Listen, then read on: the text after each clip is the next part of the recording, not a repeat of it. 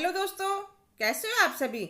आज मैं आपके लिए कहानी लेकर आई हूँ। रिटायरमेंट का मतलब मान सम्मान और सपनों का रिटायर होना नहीं है। आज पार्क में पांचों मित्र बैठे बात कर रहे थे। रामलाल जी, रामेश्वर जी, मदन लाल जी, ईश्वरचंद जी और दयाशंकर जी। इनकी दोस्ती बहुत साल पुरानी थी। इनकी पत्नियां भी आपस में पक्की सहेलियां थी। आज रामेश्वर जी को छोड़कर चारों दोस्त चिंतित थे, क्योंकि उनके बेटे बहू ना उनको अच्छी तरह से खाना पीना देते थे, ना मान सम्मान। अब वे सब उनके साथ नहीं रहना चाहते थे। रामेश्वर जी कहने लगे, चिंता मत करो यारो, कुछ तो समाधान होगा इस समस्या का।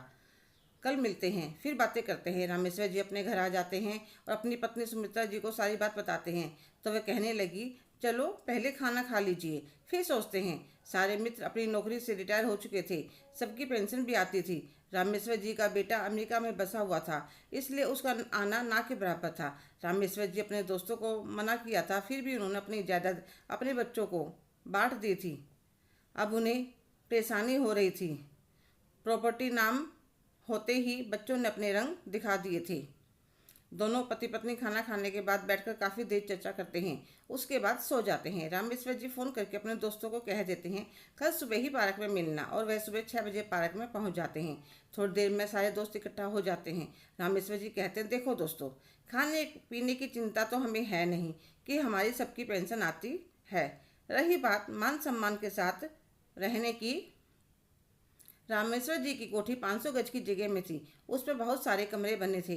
इसलिए वे अपने दोस्तों के सामने कहने लगे, देखो यारो, पूरी उम्र अपने लिए कमाया और खाया, अब कुछ कर्तव्य समाज के लिए भी बनता है। इसलिए मैंने और तुम्हारी भाभी ने विचार बनाया है, सारी औरतें तो मिलकर महिलाओं को सिलाई और कुकिंग सिखाएंगे।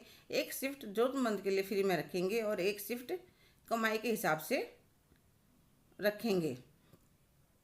उस कमाई से जिन्हें फ्री में सिखाएंगे उनके लिए सामान भी ला सकेंगे, और सारे दोस्त मिलकर बच्चों को फ्री में ट्यूशन पढ़ाएंगे, ताकि गरीबों के बच्चे पैसों की वजह से पढ़ाई में पीछे ना रहें। और हमारे ही मकान में सब दोस्त एक साथ इकट्ठे रहेंगे। बाकी काम के लिए मेड रख लेंगे, खाना सबकी पत्नियां मिलकर बना लिया करेंगी।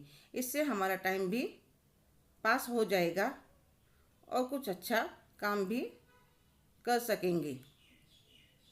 पर तुम्हारा बेटा, पहली बात तो यह है कि यह मकान मेरे नाम पर है। फिर भी मैंने उससे बात कर ली है, उससे कोई एतराज़ नहीं है। फिर सारे दोस्तों का अभियान शुरू हो जाता है। सब अपना घर छोड़कर आ जाते हैं। उनके बेटे बहू तो रामेश्वर अंकल को दुआ देते हैं कि हमारा बुढ़ा बुढ़िया से पीछा छुड़वा दिया, हमें बुराई भी नहीं आई कि माँ बाप को घर से निकाल दिया। सारे दोस्तों ने मिलकर अपना अभियान शुरू कर दिया। ऐसे ही समय व्यतीत होता रहा। ऐसे ही कई साल बीत गए। उनके पढ़ाए गए गरीबों के बच्चे भी स्कूल कॉलेज में टॉप करने लगे। अब तो समाज में उनका अच्छा नाम हो गया था।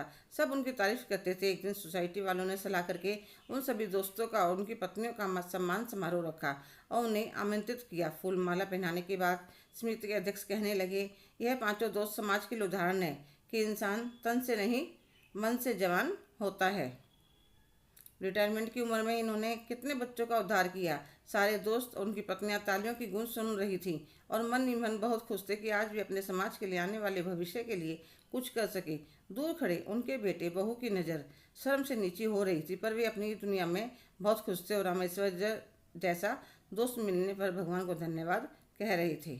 हेलो दोस्तों, कैसे हो आप सभी। आज की कहानी आपको कैसी लगी, कमेंट करके ज़रूर बताइएगा। अगर आप मेरे चैनल पर नए हैं तो प्लीज़ लाइक, शेयर, सब्सक्राइब करना ना भूलें। धन्यवाद।